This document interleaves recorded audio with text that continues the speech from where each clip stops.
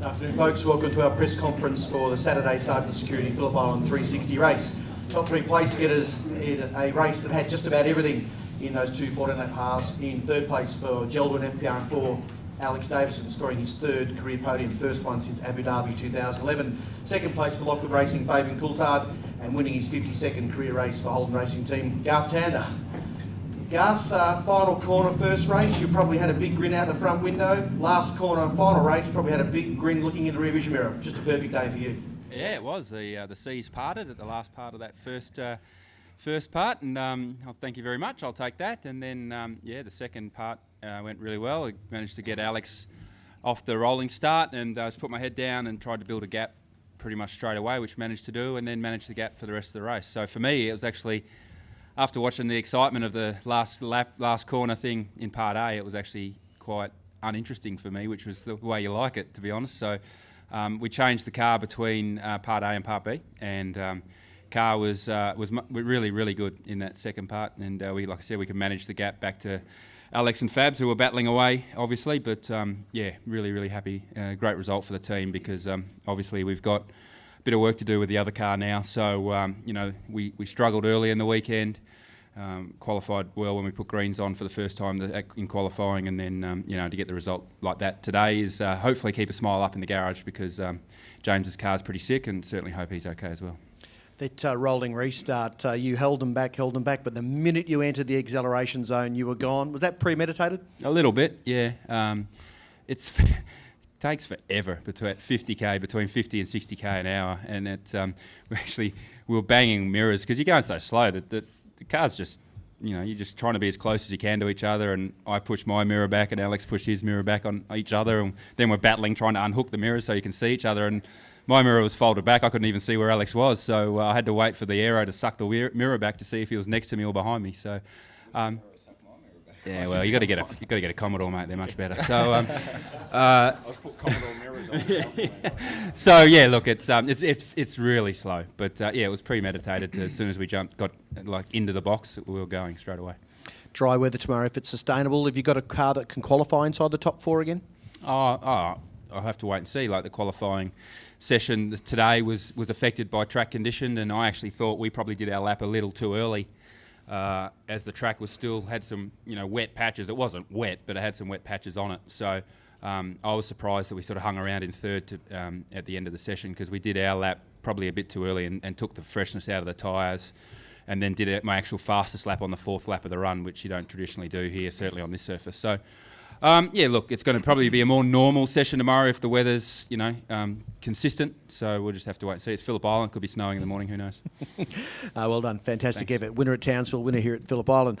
Fabian, another busy day for yourself. Were you surprised at some of the driving that was going on around you for some of these championship contenders? Yeah, I was. We've probably all benefited from, the Lowndes Winterbottom incident on the last corner of the first half. So.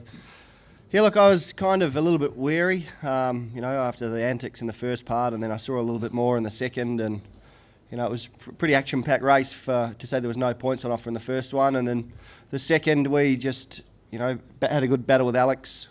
His car was pretty wide in places, but we managed to get past cleanly, and we just drove away from then on. But bloke next to me had a bit much of a gap to try and peg back in a couple of laps.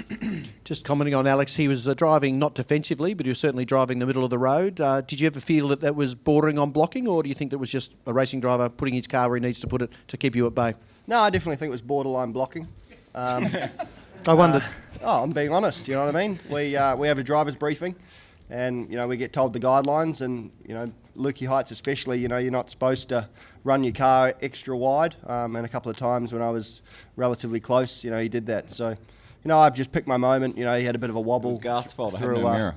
Yeah, that's the other side. He had a bit of a wobble up through Lukey Heights, and that was my opportunity, and I took it.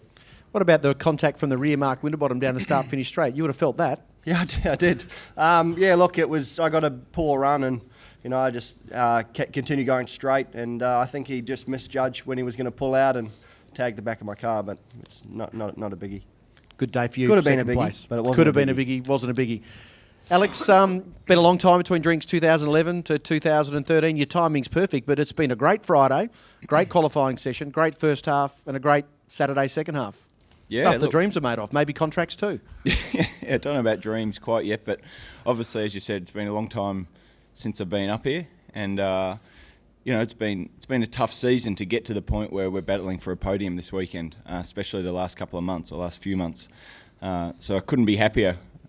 We qualified really well this morning. We did the first few laps in that first leg, and the car wasn't as nice as it was in qualifying and practice. It was had massive oversteer, and I knew I would have my work cut out. I was surprised I was sort of able to hold it up the front. The first race was helped a little bit by all the safety cars. The second race, I was surprised I was able to hold it up in that position and hold Fabian back for so long.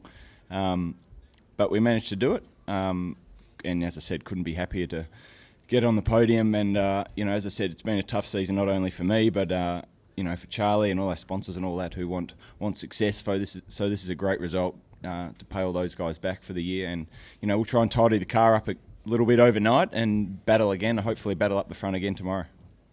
Well done. Garth, just one last question. You've driven every specification of V8 supercar here for many years. Is that the hardest job, driving this current specification car? Looks like they're a lot more lively in the rear end. Are you working harder to keep the cars quick?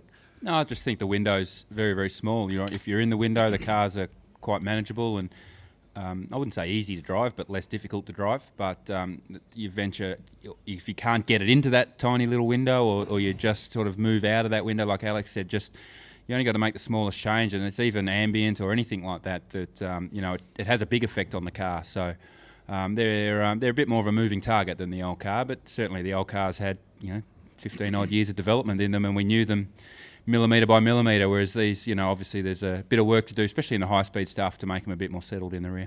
One thing we can be thankful for is the improvement in safety, because that accident with James Courtney in last year's car might have been a very different thing. I haven't seen the car, but I saw some vision of it, which everyone's probably seen, and there's a few broken bars in there, and like I said, I hope James is okay, because I think his legs took a bit of a hit, so I'll hopefully catch up with him after this. Let's just recap the championship points. Jamie Whincup back into the championship points lead, 2,623, 14 points clear of his teammate Craig Lowndes, 2,609.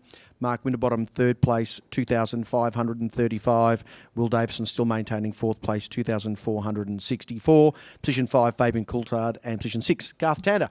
Let's have some questions, please, for our three assembled drivers. Sure we have something we can cover off? Hands up. We've got a roving mic, I'm sure. I hope. I pray.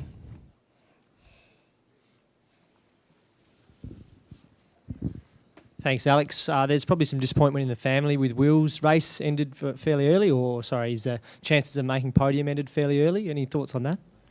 I have no idea what happened. I haven't seen the race, obviously, on the TV. I was pretty focused on my own deal out there the last half an hour or so. But, don't even know what happened, so maybe you could tell me. But obviously, he's fighting for the championship, so it's a big pity that he didn't get a result.